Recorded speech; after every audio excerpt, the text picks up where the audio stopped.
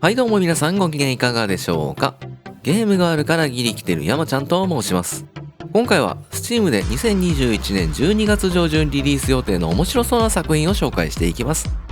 ただいまオータムセールが開催されています。開催期間は日本時間で12月2日の午前3時まで。別の動画でもオータムセールの参考にしていただきたい今年リリースされた高評価な作品を紹介していますのでチェックしてみてください。私のチャンネルでは今後発売予定の新作ゲームやセール情報などを簡単にわかりやすく紹介しております。この動画が少しでもあなたのお役に立ったら幸いです。高評価ボタンとチャンネル登録で応援お願いいたします。それでは日本語対応の作品から見ていきましょう。まずはじめにノープラン B。2021年12月2日リリース予定日本語対応の作品です。フォロワー数は1930人。計画を練って現場に突入する戦術シミュレーション。突入する分隊を編成し、人質の救出あるいは銀行強盗など様々なミッションに挑んでいきます。特徴的なのがタイムラインシステム。移動経路や部屋の侵入方法など綿密な計画を立て、タイムラインに沿って各メンバーの行動を入力していく。あとは再生ボタンを押して作戦を見守るだけ。ミッションは一度きり、プラン B はありません。一つでも間違った動きをしたり、部屋のクリアリングを怠ると部隊の壊滅を招くことがあります。タイムラインシステムをうまく使い、計画検証実行を繰り返し完璧な作戦をシミュレートしましょう。体験版も日本語で遊べるので気になる方はチェックしてみてください。ノープラン B は2021年12月2日リリース予定日本語対応の作品です。センチュリーエイジオブアッシーズ。2021年12月2日リリース予定日本語対応の作品です。フォロワー数は34,119人。無料で遊べる PVP のドラゴンバトルアクション。ドラゴンを操り空戦を楽しむロマン仕様のゲーム。アクションというよりシューティングに近いかもしれません。対戦型 PVP がメインの本作は3つのゲームモードが用意されており、6対6のチームデスマッチや18人の中で生き残りを目指すサバイバルバトル、2つのチームが旗を求めてぶつかり合うレイドモードなどを楽しむことができます。初期で使えるキャラクターはそれぞれ独自のアビリティを持った3つのクラスが存在。守護と撹乱のウィンドガード、追跡と破壊のマローダー、奇襲と罠のファントム。後々は追加クラスも投入予定とのことです。有料アイテムで能力差がつかないように販売されるアイテムはキャラクターとドラゴンの見た目を変えるスキンのみとのことです。センチュリーエイジオブアッシーズは2021年12月2日リリース予定日本語対応の作品です。アンビル2021年12月2日リリース予定日本語対応の作品です。フォロワー数は5379人。見下ろし視点の SF ローグライクアクション。プレイヤーは宇宙に散らばった外界文明の遺産ボルトを探す組織アンビルの隊員であるブレーカーとなり、未知の銀河を探索するといった物語。銀河系の惑星はランダムに生成され、様々なボスが登場し、困難を乗り越えギャラクシーボトルを見つけることで新たな能力を手に入れることができます。ランダムに生成される数十種類の武器や100以上の異物アイテムが登場。異物アイテム同士は様々なシナジー効果を生み出すものもあり、これらのアイテムで最強のブレーカーを作り上げる。大量のモンスター、巨大なボス、弾幕シューティングのようなド派手な戦闘を楽しむことができます。アンビルは2021年12月2日リリース予定日本語対応の作品です。ハッピーズハンブルバーガーファーム2021年12月3日リリース予定日本語対応の作品です。フォロワー数は1999人。ハンバーガーショップ運営とホラー要素が融合したアドベンチャー。ホラーテイストの運営シムなのかホラーアドベンチャーなのかどちらにせよ珍しいタイプの作品です。架空の都市ニューエリシアンシティのバーガーショップハッピーズハンブルバーガーファームに夜勤調理師として雇われた主人公を描いた物語。やってくるお客さんにハンバーガーやポテトを提供しつつテーブルを掃除したりショップ店員として働いていきます。しかし勤務を続けるにつれ突如電気が消えたりガラスが割れたり徐々におかしな現象が起こり始めます。さらにお客さんに間違った注文を渡したり時間をかけすぎたりするとこの店のマスコットであるハッピーザハンブルファイヤーの怒りを買うことになります。ゲームモードは作業に専念できるエンドレスモードと不気味なバーガーショップを取り巻く物語が展開するキャンペーンモードが用意されています。怪奇現象が起こる中ハッピーを怒らせないようにハンバーガーをアップグレードして世界一のハンバーガーショップを目指しましょう。名作になるかまたは名作になるかどちらにせよ気になる作品です。ハッピーズハンブルバーガーファームは2021年12月3日リリース予定日本語対応の作品です。イカラス2021年12月5日リリース予定日本語対応作品です。フォロワー数は14万2721人。予定価格は3090円。異星を舞台にした SF サバイバルアドベンチャー。舞台はテラフォーミング実験の失敗により植民地化が断念されていた惑星イカラス。しかし異星生物学者が発見した植民地化失敗の原因であるエキゾチック物質に新たな関心が寄せられることになります。大きな価値があることが判明したエキゾチック物質はゴールドラッシュの火付け役となります。プレイヤーは軌道上に浮かぶ宇宙ステーションからイカラスの地上に降り立ち、探考者となって惑星開拓を進め、様々なミッションに挑むことになります。本作の特徴は活動時間に制限があること。プレイヤーは大気汚染によりイカラスに長期滞在することができず、特定の時間のみに頭上を通過する軌道ステーションに帰らなければ永久にその星に取り残されてしまいます。制限時間で緊張感のある SF サバイバルゲームになりそうですね。最大8人でのマルチプレイで楽しめる作品です。イカラスは2021年12月5日リリース予定日本語対応作品です。シャドウタクティクスブレイズ・オブ・ザ・将軍アキコズ・チョイス。2021年12月7日リリース予定日本語対応作品です。フォロワー数は4397人。シャドウタクティクスのスピンオフ作品。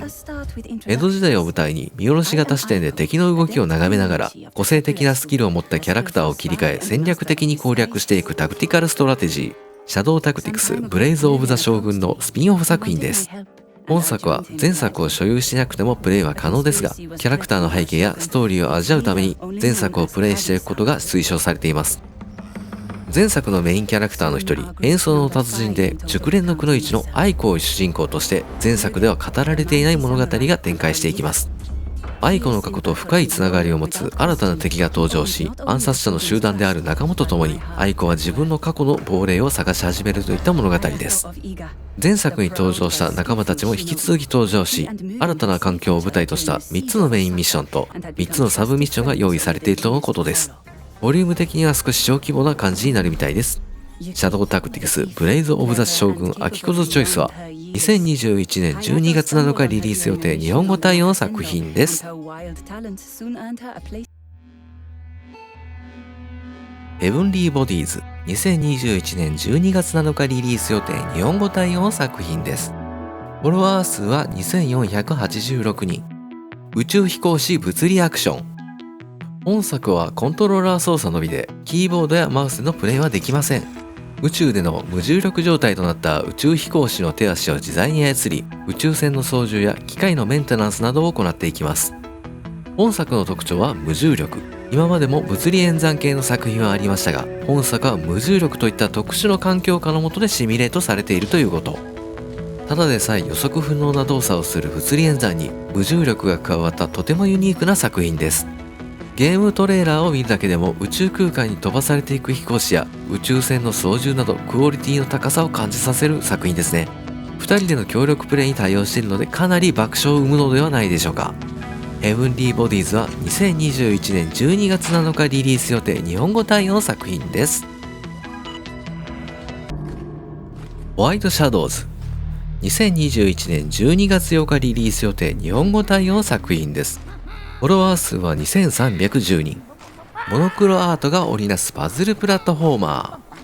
ー。舞台となるのは動物たちが暮らす暗くてよどんなスリムパンクな世界。戦争の影響で疫病が発生し、ほとんどの生物が死に絶え、生き残ったわずかな人々は狼たちに支配されたホワイトシティでの生活を余儀なくされていました。主人公であるカラスの少女レイブンガールもホワイトシティの住人として暮らしていましたが、抑圧と暴力で権力を支配しようとする狼たちが支配するディストピアから脱出し、人々が自由に暮らしていると噂されているティンタウンと呼ばれる場所を目指す物語。ゲームは白と黒をベースに描かれたフィールドをジャンプやアクション、様々なギミックを使って謎を解き進んでいく。フィルムノワールやサイレントフィルムを思わせるまるで映画のようなアクションアドベンチャー。ホワイトシャドウズは2021年12月7日リリース予定日本語対応の作品です。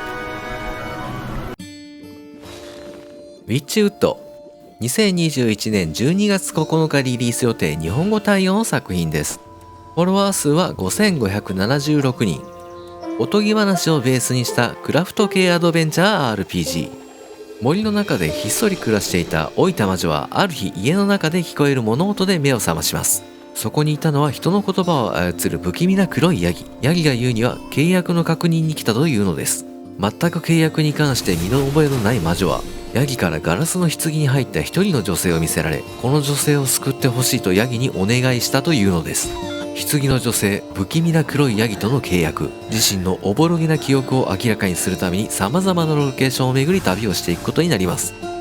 旅の先々で出会う人々の悩みをクラフトで作ったポーションや魔法を使って解決することで物語が展開していきます。ゲームはおとぎ話をベースに作られており、狼に追いかけられる赤ずきんや長靴を履いた猫など童話やおとぎ話のキャラクターも登場します。ウィッチウッドは2021年12月9日リリース予定日本語対応の作品です。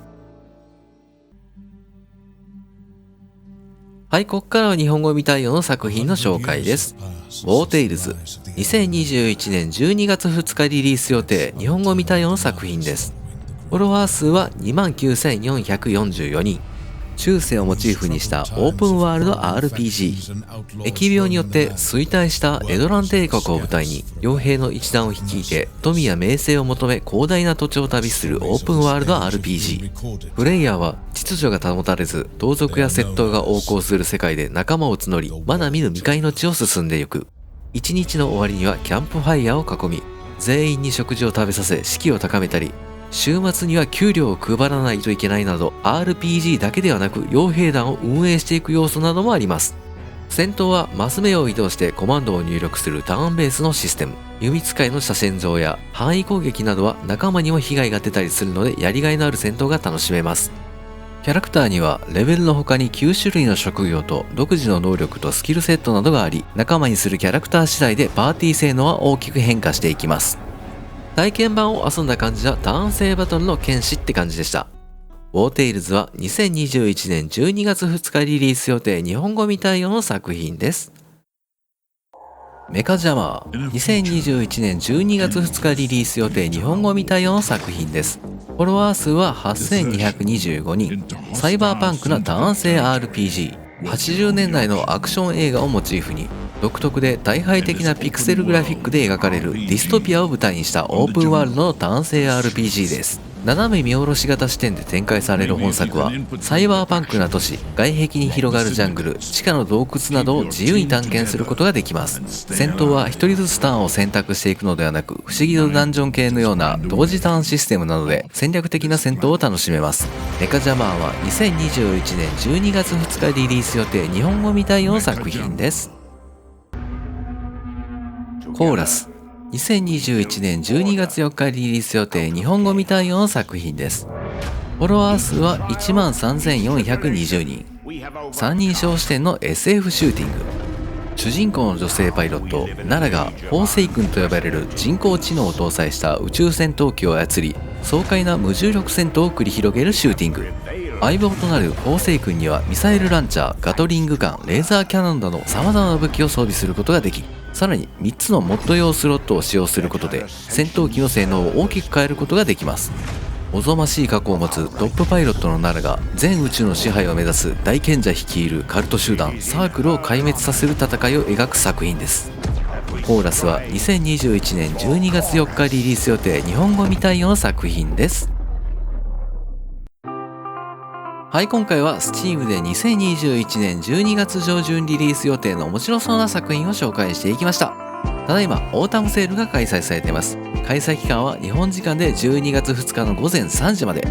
別の動画でもオータムセールの参考にしていただきたい今年リリースされた高評価な作品を紹介していますのでチェックしてみてください。私のチャンネルでは今後発売予定の新作ゲームやセール情報など簡単にわかりやすく紹介しております。この動画が少しでもあなたのお役に立ったら幸いです。高評価ボタンとチャンネル登録で応援をお願いいたします。本日もご視聴ありがとうございました。皆さん明日も良い一日でありますように。次の動画でお会いしましょう。さようなら。バイバイ。